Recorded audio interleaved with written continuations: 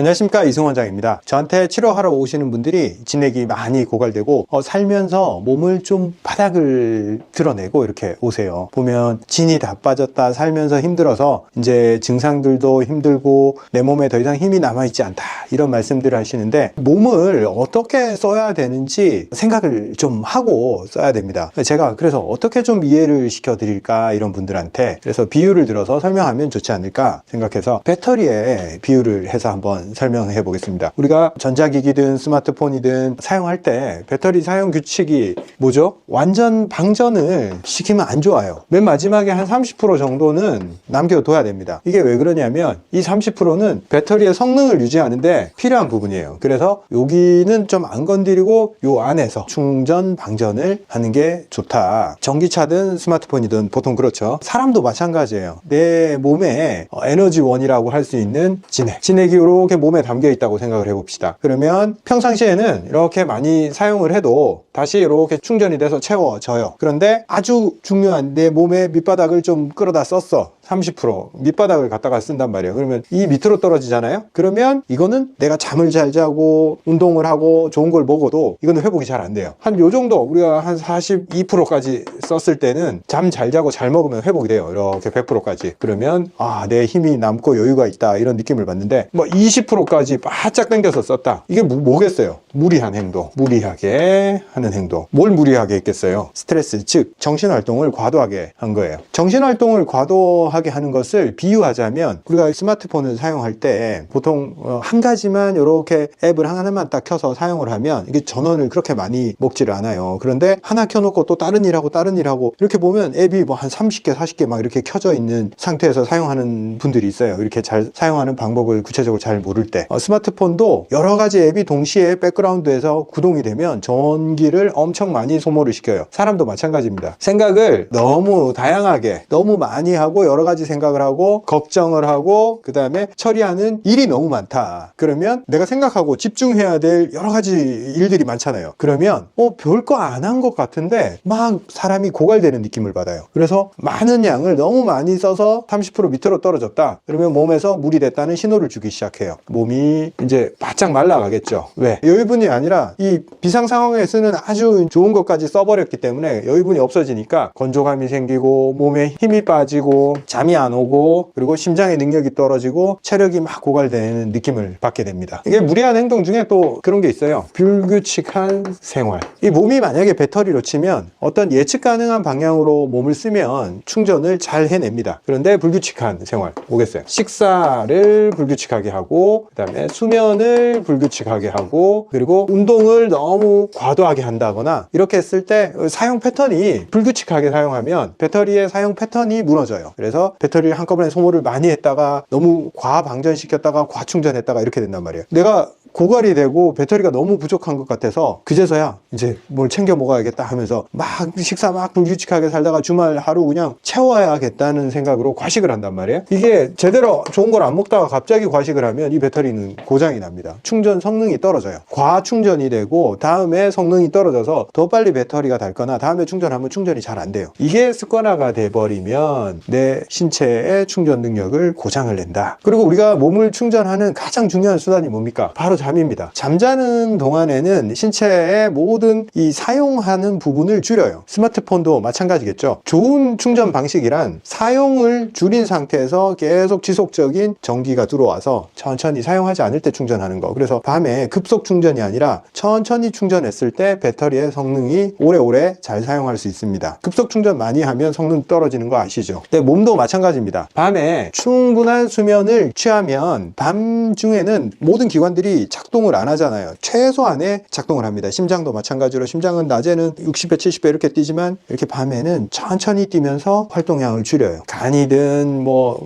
눈이든 입이든 모든 기관이 밤에는 사용량을 줄여요. 사용량을 줄이면서 그때 충전을 하는 겁니다. 수면을 하면서. 근데 그 시간이 제대로 확보가 되지 않으면 당연히 몸이 충전이 안 되고 잠을 안 자면 모든 게 고갈이 되고, 그러니까 뭐 별거 안 했어. 낮에 대단한 일도 안 했어요. 근데 잠을 못 자면 다음날 버티지를 못하잖아요. 왜? 충전이 안 된 상태에서 간당간당한데 또 써버리니까 자꾸 밑으로 떨어지는 거예요. 그런 상태에서 배터리 효율이 떨어지고 몸의 면역력이 떨어지겠죠. 몸 입장에서는. 근데 그런 상태에서 뭐가 발생하냐? 이걸 내 몸을 무리하고 막 끌어다 쓰고 그랬을 때 대표적으로 요게 잘 나타나요. 내 면역력이 무너졌을 때 딱 나타나는 게 대상포진입니다. 평상시에 면역 기능 충전이 많이 됐을 때 방어력이 높기 때문에 바이러스가 있어도 활동하지 못해요. 그런데 딱 내 파워가 딱 떨어졌을 때 누가 움직이기 시작하냐면 몸속에 있는 바이러스가 어라? 면역계가 약해졌네? 그럼 내가 한번 활동해볼까? 하면서 대상포진이 생기고 그 다음에 바이러스 침범이 잘 일어나겠죠. 독감, 감기, 뭐 몸살, 몸을 피곤하게 하는 일들이 막 발생을 해요. 결국 내 방어력이 깨졌을 때 얘들이 오는 거지 우리가 양방적인 시각에서는 그냥 바이러스가 있으니까 이게 왔다고 생각하잖아요. 내 면역력이 충분하고 내 배터리가 충분할 때는 방어력이 작동하기 때문에 있어도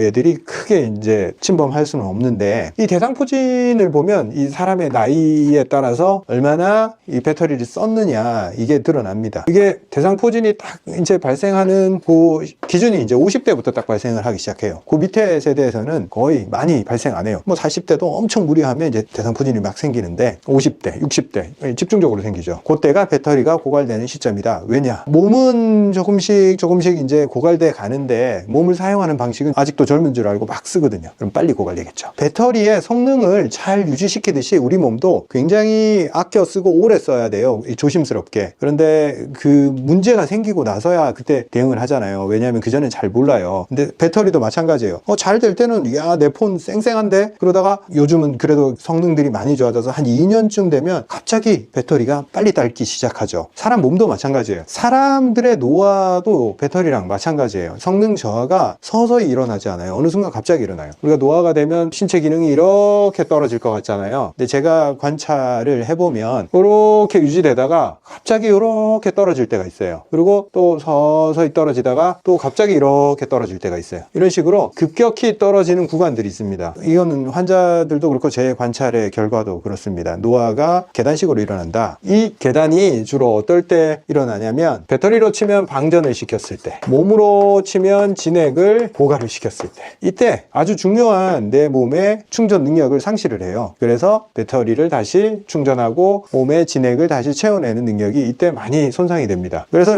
이런 상태를 한번 겪고 나면 요 이전의 상태로 잘 못 돌아간다, 예전만 같지 않다 이렇게 표현을 하고 이대로 또 흘러가다가 또 계기가 있으면 또 떨어지고 이런 식으로 된다는 거죠. 그럴 때 눈치를 잘 채고 빨리빨리 복구시키고 문제의 원인을 찾아서 그 행동을 바꿔야 됩니다. 그러면 이런 상태에서 배터리와 마찬가지로 내 몸을 어떻게 관리를 해야 되냐? 이 배터리 관리하듯이 똑같이 관리하면 됩니다. 급속 충전으로 갑자기 뭔가 과식이나 무리한 운동을 해서 내 몸을 일으켜 세운다 이런 식으로 접근하면 꼭 고장이 나요. 그게 아니고 천천히 내 생활에 충전 행위들이 녹아나야 됩니다. 충분한 수면 그리고 내 뇌를 과도하게 사용하는 그 많은 생각들 이런 걸 줄여야지 내 이 소모량, 방전량 요걸 줄일 수가 있어요. 배터리 말했죠. 아까 여러 가지 기능들을 동시에 구현하면 배터리가 빨리 닳고 성능 저하가 심하게 일어난다고. 사용할 때 한 가지씩 사용해야 된다. 머리도 마찬가지예요. 얘를 동시에 여러 가지 걱정거리를 동시에 가지고 있으면 빨리 소모가 됩니다. 진액을 확 빨아들여 버려요. 그래서 걱정을 하더라도 한 가지만 하고 길게 하지 않고 좀 단순하게 살고 뇌를 사용하는 방법도 이렇게 연습을 해야 됩니다. 과방전 시키면 못 버텨요, 몸이.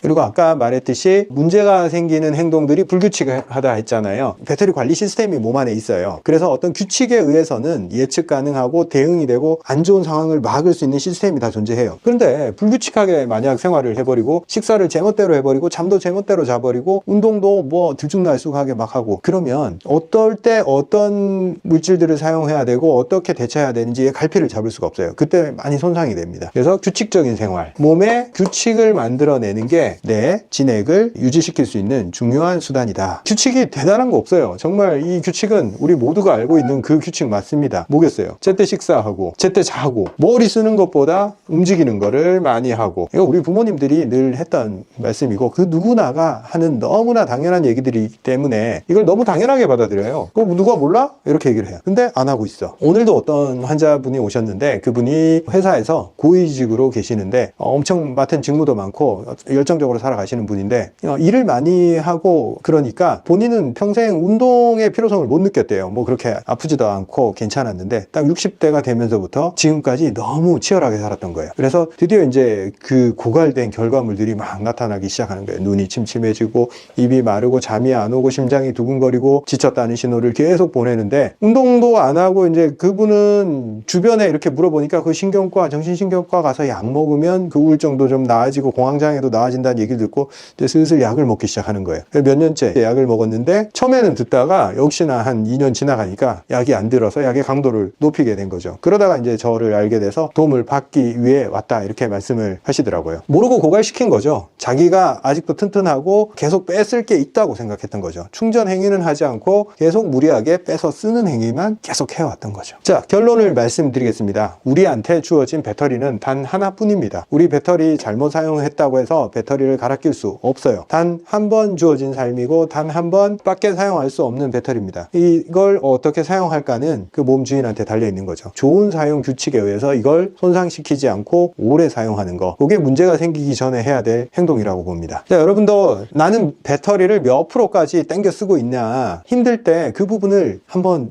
생각을 해보시고 나의 배터리의 안전선은 어디일까? 이 이상은 뺐으면 안 된다. 그 선이 어딘지를 딱 정확히 아시고 그 선을 넘지 말아야 됩니다. 뭔가 돈을 더 벌기 위해서 아니면 가족들을 위해서 뭔가 희생을 하잖아요. 그래서 더 좋은 결과가 있을 것 같지만 돌아오는 것은 굉장히 안 좋은 결과가 돌아오기 때문에 돈도 의미가 없어지고 가족 관계도 문제가 생기게 됩니다. 이걸 뺏어서 좋은 결과를 볼 수가 없어요. 그래서 신호가 왔을 때 딱 인지하시고 그 선을 넘지 말아야 됩니다. 제가 예전에 이 말씀을 드린 적이 있죠. 몸에 문제가 생겼을 때 기, 혈, 수, 이 세 가지를 잘 벗어나지를 않는다. 기가 뭐냐, 혈이 뭐냐, 수가 뭐냐 라고 말씀을 드렸는데, 먼저 혈이 제일 빨리 와닿을 거예요. 그냥 혈액이에요. 혈액. 우리 몸의 혈액. 모든 신체 활동에 기관으로 전달해주는, 영양소를 전달해주고 산소를 전달해주고 그리고 물질을 저장하고, 누구나 혈액이 뭔지는 알죠. 한의학적으로도 혈은 혈액이에요. 똑같은 거예요. 혈액이 조직까지 도달해서 물질로 쓰일 때, 그리고 분비액으로 분비가 될 때, 우리가 침이나 소화액이나 췌장액이나 모든 분비액, 땀샘, 샘 조직에서 분비되는 모든 것, 그리고 세포를 둘러싸고 있는 세포액, 한마디로 몸에 있는 수분 중에 혈액을 뺀 나머지 모든 수분을 수, 다른 말로 하면 진액이라고 합니다. 그리고 기는 말씀드렸죠. 우리 몸의 에너지, 기관으로 따지면 근육. 우리가 일반적으로 기가 있다 없다, 기가 세다 기가 약하다, 그런 말을 쓸 때 에너지가 있다 없다, 혹은 근육의 힘이 강하다 약하다, 기는 거의 이런 의미로 이해를 하시면 좋습니다. 치료적인 측면에서 제가 오늘 기 얘기를 할 건데, 치료를 할 때 있어서 기가 약해지고 허약해진 사람들, 자, 기가 허약해졌어. 뭐 단순해. 기가 허약해진 상태는 첫째로 배가 안 고파, 위장이 이렇게 활발하게 안 움직이고, 위장에 있어야 될 우리가 강인한 에너지, 혈류순환, 위의 움직임, 위의 근육, 이게 약해졌기 때문에 위가 활성도가 낮아서 배가 안 고파요. 그러니까 소식을 하겠죠. 배가 안 고프고 힘이 없으니까 과식을 못 해요. 그래서 소식을 하고, 그리고 소식을 했으니까 체중이 많이 안 나가고, 체중이 많이 안 나간다는 것은 혈액이 많지 않다, 피도 부족해요. 그러니까 저혈압, 기가 허한 결과물로 모든 게 허약하고 결국 혈액도 부족한 상태, 혈허. 기가 없는 사람이 혈액이 충만한 경우가 없어요. 그래서 기가 허약한 사람은 혈액이 허한 것을 동반하지만 우리가 치료를 할 때 혈을 보충해주는 그런 약제를 이 사람한테는 못 씁니다. 쓰면 소화가 안 돼요. 그렇기 때문에 이런 사람들은 기가 허약하기 때문에 기를 도와주는 그런 약제들을 사용하겠죠. 제가 대표적으로 말했던 게 황기. 황기가 근육의 수축력을 높여주고 늘어진 근육, 이완된 조직들을 이렇게 수축시키고 압력을 위로 모아주는 그런 역할을 해요. 그래서 이렇게 쭉 오니어르게처럼 늘어졌던 사람이 황기를 먹으면 이렇게 빠져나가는 걸 막아주면서 기운이 이렇게 상승하는 방향으로,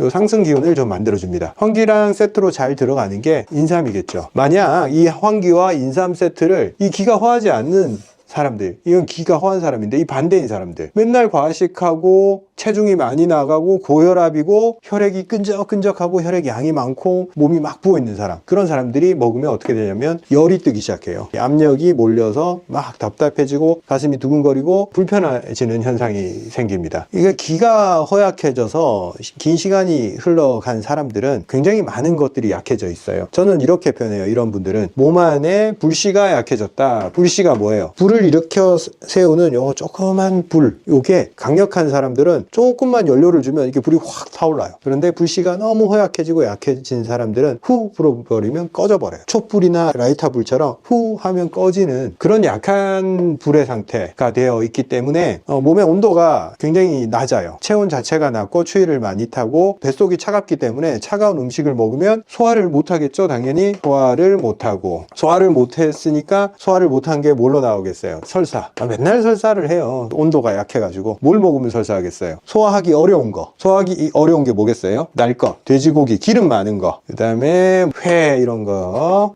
과일, 채소 이런 거 먹으면 한번 익히지 않았기 때문에 설사를 확 해버립니다. 그래서 이런 분들이 막 이런 음식이 나는 안 맞아 하고 막 가리는데, 안 그래도 소화력이 떨어지고 먹을 게 없는데 음식을 막 가려버리니까 점점 야위고 먹는 음식에 대한 적응력이 점점 떨어지는 거예요. 사실 그렇게 하면 안 됩니다. 이제 한방에서도 너무 체질식을 강요하거나 이런 사람들이 설사하니까 이런 거 먹으면 안 돼, 너 체질에 안 맞아, 이렇게 하는데 실질적으로 이분들한테 그렇게 해버리면 정말 허약해져요. 더 허약해져요. 그래서 저 같은 경우에는 어떻게 하냐, 익히지 않았으니까 익혀 먹자, 뭐라도 조금이라도 더 먹자, 익혀서 먹으면 설사를 안 해요. 요 분들은 이렇게 불씨가 약해져 있기 때문에 이 불씨를 꺼트리면 큰일 납니다. 그냥 완전히 몸이 체온을 만들어낼 수 없을 정도로 심각하게 약해지고 소화력도 극도로 약해져요.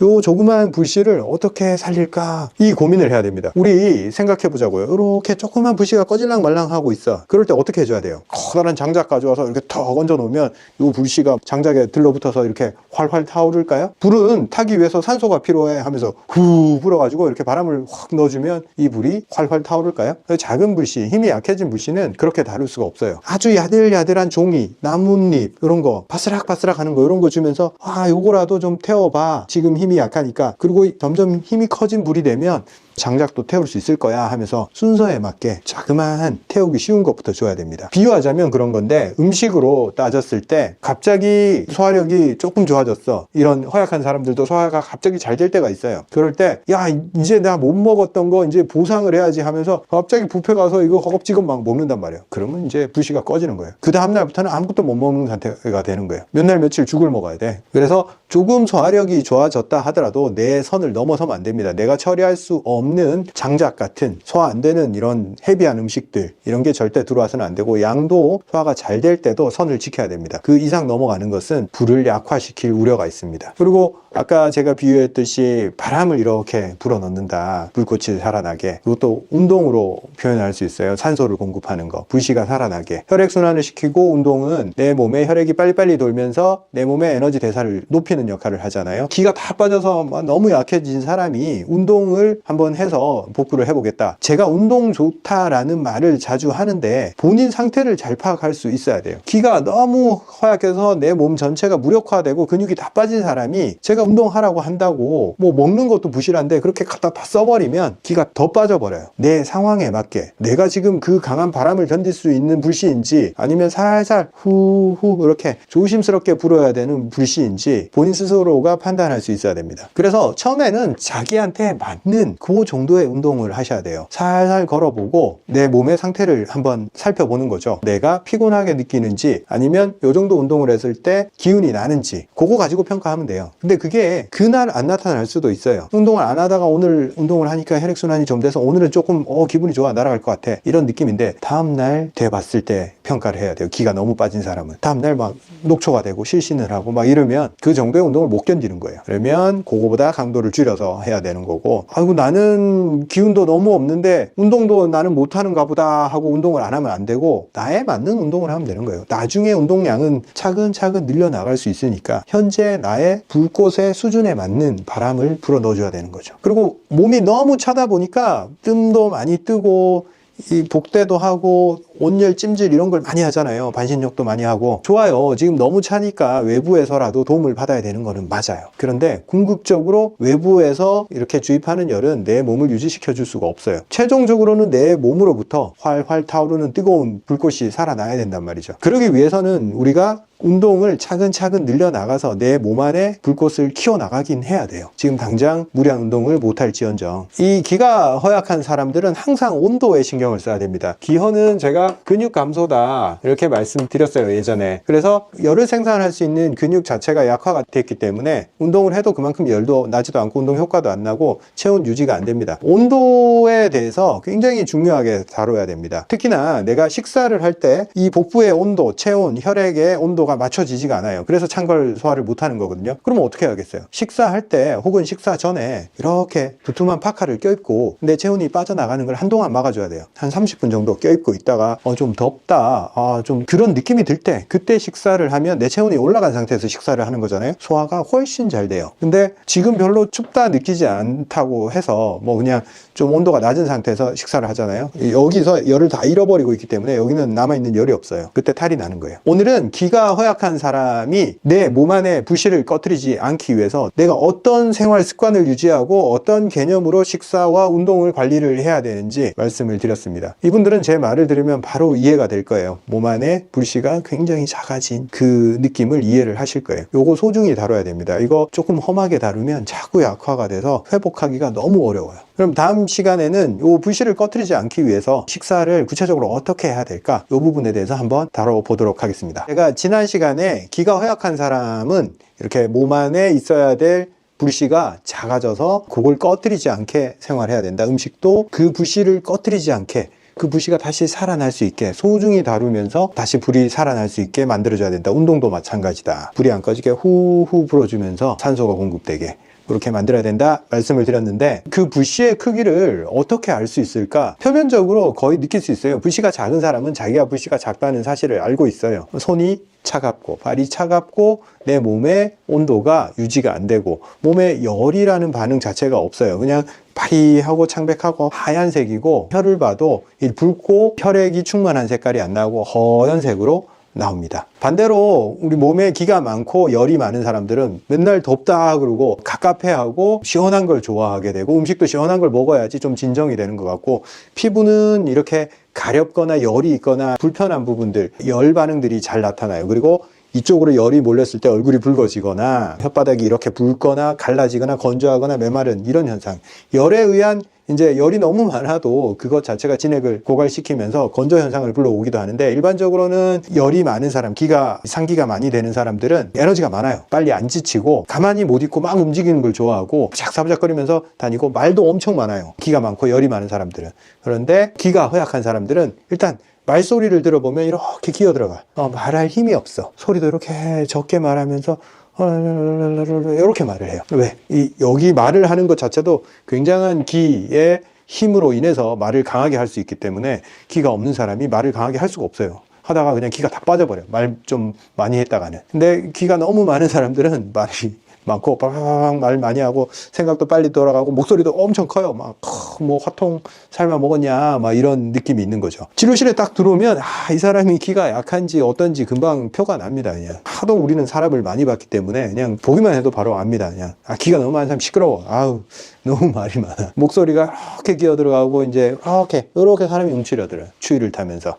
그게 기가 없는 사람입니다. 기가 허약한 사람, 불씨를 꺼뜨리지 말라고 했잖아요. 근데 음식을 어떤 걸 어떻게 먹어야 될까? 이게 끊임없이 저한테 들어오는 질문인데, 실질적으로 음식의 종류도 중요하지만 이 음식에 대한 자세, 음식을 먹는 습관, 기준, 규칙, 이게 어떻게 형성되는지가 훨씬 더 중요합니다. 사실 음식 종류보다. 그래도 자꾸 종류 물어보니까 종류를 말씀드릴게요. 약재 종류로 조금 강한 것부터 시작을 하면 인삼이 열을 많이 내죠. 기본적으로 황기 이런 게 아주 좋아요. 감초, 대추도 기를 올리는 축에 속하는 약재예요. 그렇게 강하진 않지만. 그 다음에 생강, 계피, 부추 열을 내고 성향이 좀 매운 성향이 나고 강한 성향까지 갑니다. 이렇게 되면 마늘, 양파 이런 게 다 기를 올리는데, 문제가 기가 너무 약해져서 혈까지 고갈돼서 몸에 진액이 고갈된 사람들은 이걸 먹으면 불편해지고 견디지를 못해요. 점막 기능들이 다 약해져서. 그래서 제가 늘 이런 것들은 만성질환자들은 조심해야 된다 라고 말씀드리죠. 그리고 대부분의 기가 허약한 사람들은 이런 계통은 다 괜찮아요. 괜찮은데 문제는 몸에 진액이나 혈액이 너무 고갈된 사람은 이 기를 올리는 이런 약재들은 재료로부터 나와요. 몸에 진액이 충만까지는 아니더라도 어느 정도는 있어야지 이걸로 인해서 부스트 업을 할 수 있거든요. 비유하자면 이거는 약간 카페인 같은 역할을 해요. 각성작용, 항진작용 그런 작용이 있어요. 그런데 카페인처럼 이렇게 부작용이나 불편한 감을 그렇게 많이 유발하지는 않는단 말이에요. 이런 거에 비해서 훨씬 긍정적이고 안전해요. 그래도 얘도 진액이 너무 고갈되면 뭘 빼서 쓸 재료가 있어야지, 연료가 있어야지 부스트 업을 하지. 얘 자체가 열과 에너지를 내는 게 아니에요. 얘는 무슨 재료가 있을 때 그걸 태워서 활성화시키는 그런 작용을 해요. 쉽게 얘기하면 연료는 따로 있어야 돼. 얘는 연료를 태우는 기화작용 그 자체예요. 그래서 진액이 너무 고갈된 사람이 이걸 먹으면 홀라당 빼서 써버리는 그런 결과가 나옵니다. 그래서 진액이 너무 고갈됐고 기가 너무 허약하면 이걸 사용할 때도 조심스럽게 사용해야 된다. 음식 중에는 어떤 게 있냐면 좀 성량이 차지 않고 소화가 쉬운 열을 좀 낼 수 있는 고기들, 대표적인 게 닭고기입니다. 이게 몸이 찬 사람한테 제일 편하게 작용을 해요. 그리고 계란은 어떻게 먹어도 다 좋은데 삶아서 먹어도 괜찮은데 삶아서 먹었을 때 이 노른자를 조심해야 돼요. 삶은 계란의 노른자를 기가 약한 사람들은 잘 처리하지를 못해요. 왜 그러냐면 기가 허약하고 이런 분들은 소화액이 되게 묽어요.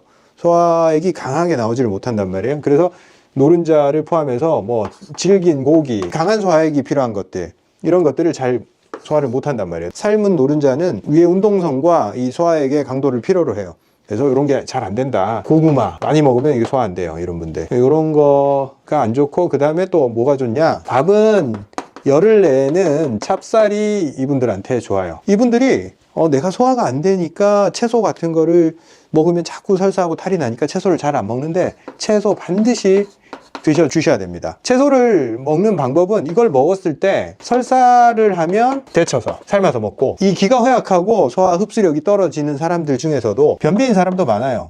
뭐 안에 진액이 많이 고갈돼서 변비인 경우도 많단 말이에요. 변비인 경우는 그냥 생으로 먹어도 돼요. 왜? 이 변비인 사람한테 설사는 조금 좋은 측면이 있거든요. 그런데 이것도 조심해야 될 게, 아무리 변비라도 허약한 사람들이 변비 쭉 하다가 설사 한번 쫙 하고 나면 확 고갈돼 버릴 수가 있어요. 그래서 자기의 상태에 맞춰서 생으로 먹어도 계속 변비 상태가 지속이 되는 사람은 굳이 안 데쳐 먹어도 상관이 없어요, 채소를. 그리고 채소하고 과일도 먹으면 잘 탈이 나니까 잘 안 먹는데, 저는 이런 분들은 과일을 익혀서 드시라. 익혀서 먹으면 괜찮아요. 과일을 익혀 먹는 습관이 안 돼 있어서 그렇지, 후라이팬에 이렇게 익혀서 먹어도 과일 꽤 맛있어요. 사과, 배 이런 것들 익혀 먹으면 꽤 맛있습니다. 그리고 뭐 요즘 에어프라이어, 뭐 전자레인지도 괜찮아요. 이런 거 좀 돌려서 먹으면 그게 맛이 없다고 생각하는데, 그렇게 먹다 보면 그것도 꽤 맛있다라는 걸 알게 됩니다. 과일 충분히 잘 먹어야 돼요. 그리고 이렇게 어디서 막 들은 게 있어가지고 체질에 따라서 푸른색은 안 먹고 뭐 흰색은 먹고 어쩌고저쩌고 막 하잖아요. 그런 거 좀 따지지 마세요. 제가 먹지 말라 하는 거는 요런 거, 매운 거는 점막이 얇아서 잘 못 버티니까 조심하셔야 된다. 근데 봐봐요. 얘는 삶아도 맵잖아요. 얘도 익혀도 매워. 얘도 그래. 근데 얘들은 보세요. 익히면 안 매워. 그럼 이거 먹어도 돼. 그래서 가공을 해서 순화시킬 수 있는 향신료 개념의 음식들도 먹어도 괜찮습니다. 그리고 절대 그 기가 허약한 사람들은 수분 대사가 잘 돼야 되기 때문에 이 소금을 잘 먹어야 됩니다. 저염식 하면 안 돼요. 이분들은. 소금이 어떤 역할을 하냐? 우리 몸에 수분이 갈 때 수분이 지 혼자 가지를 않아요. 몸에서 수분이 세포벽을 통과하고 장벽을 통과할 때는 항상 누구랑 같이 간다? 이 나트륨이 수분을 이동을 길을 열어주는 거예요. 이 전해질 균형을, 일부러 불균형을 만들어서 거기서 삼투압을 형성시켜서 물이 가는 길을 뚫어줍니다. 소금을 안 먹는다는 것은 이 물의 이동을 차단을 하는 거랑 똑같아요. 그래서 저염식을 하고 굉장히 큰 문제가 생기는 분들이 많아요. 자기가 기가 허약한데도 불구하고. 그래서 소금은 필수적이다. 그런데 몸이 너무 허약해진 경우에 일반적인 소금의 불순물들을 감당을 못하는 경우가 있어요.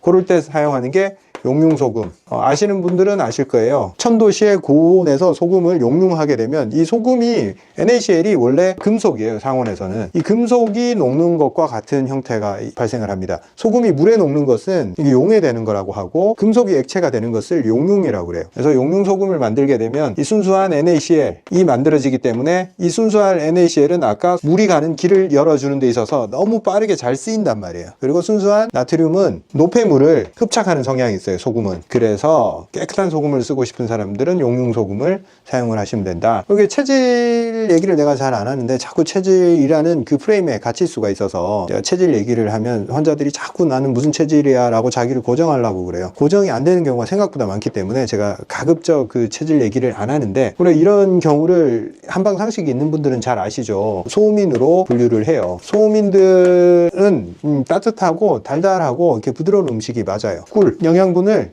굉장히 안전하게 빠르게 흡수할 수 있는 방법이죠. 꿀이라든지 탄수화물 중에서는 감자도 괜찮아요. 근데 나이가 좀 많아지고 당뇨의 위험성이 있고 그런 경우는 탄수화물을 좀 제한하면서 채소류, 과일류 이런 것들을 점점점 늘려 나가야 돼요. 단백질 충분히 섭취를 해야 되고, 당의 위험성이 높으면 이런 것들을 줄여야 돼요. 꿀, 감자, 찹쌀 이런 것들은 줄이면서 다른 것들의 비중을 더 늘려가는 게 좋습니다. 결국 내 불씨가 약하고 소화할 수 있는 음식이 제한이 돼 있고 어떤 음식을 먹어서 문제가 생긴다 하더라도 음식의 종류, 가지수를 절대 줄이면 안 됩니다. 그 다양성이 높았을 때만이 내 몸에 부족한 부분을 채울 수 있기 때문에 어떻게 먹더라도 문제를 해결해서 데쳐서 먹고, 계란을 먹되 노른자 빼고 먹고, 이렇게 방법을 찾아서 가지수를 계속 유지해야 됩니다. 단백질을 어떻게 먹을까? 닭고기 먹고 계란 먹고 청국장, 낫또, 이게 어떤 사람한테는 맞고 어떤 사람한테는 안 맞고 막 그래요. 그래서 먹어보면서 나한테 자꾸 적응시키고 맞는지 확인하고 그러면서 가지수를 늘려 나가시면 됩니다. 자, 얘기하다가 너무 길어져서 제가 하고 싶었던 얘기 한 가지를 못했는데, 다음 시간에는 음식의 양, 이런 것들을 먹을 때 양을 어떻게 조정해야 되는지 그 부분에 대해서 다음 시간에 또 말씀을 드리도록 하겠습니다. 감사합니다. 기운이 없고 밥맛도 없고 배도 고프지 않고 소화력이 떨어지는 분들, 이런 분들한테 환기 달여 드시면 좋다 제가 말씀을 많이 드렸어요. 환기가 기가 빠져나가는 거를 막아주고 몸 안에 기력을 보존할 수 있게 만들어줍니다. 그래서 기력이 너무 없으신 분들은 환기만 달여 먹어도 큰 효과를 보셨다고 저한테 말씀들을 많이 해주세요. 서초보감에도 환기 비책이라고 환기 제품이 있는데, 실제 그 제품에는 환기만 들어있는 게 아니고 인삼, 감초, 곽향, 백출 여러 가지를 제가 구성을 해놨는데, 이 조합이 의미하는 바는 여름에 기운이 떨어지고 소화가 안 되고 몸에 습기가 머무르면서 힘들어질 때 그걸 보강할 수 있는 레시피입니다. 기온이 올라가면서 몸 안에 생기는 열을 사람은 계속 빼내야 됩니다. 그런데 그냥 열을 빼낼 수가 없어요. 온도를 조절하기 위해서 땀을 외부로 빼내면서 그걸 증발시켜서 체온을 낮추는 기전으로 작동을 합니다. 그래서 결국 온도가 올라갔을 때 내 물질을 잃어버리게 돼요. 그게 과도하기 때문에 여름에 땀을 많이 흘리면 기운이 떨어지고 맥을 못 추고 밥을 못 먹게 되는 거예요. 빠져나가는 기운을 막아주고 오히려 과도한 열 배출, 그리고 에어컨에 의해서 내 체온이 떨어짐으로 인해서 속은 더 차가워지고 무기력해집니다. 그래서 여름인데 우리가 삼계탕을 먹고 환기를 먹고 인삼을 쓰고, 그런 이유가 겉은 더운 것 같지만 속의 장기들은 다 냉해지고 있기 때문에 그렇습니다. 메가리가 없고 기운이 없고 맥을 못 추는 분들, 그런 분들한테 좋다라고 말씀드릴 수 있습니다. 감사합니다.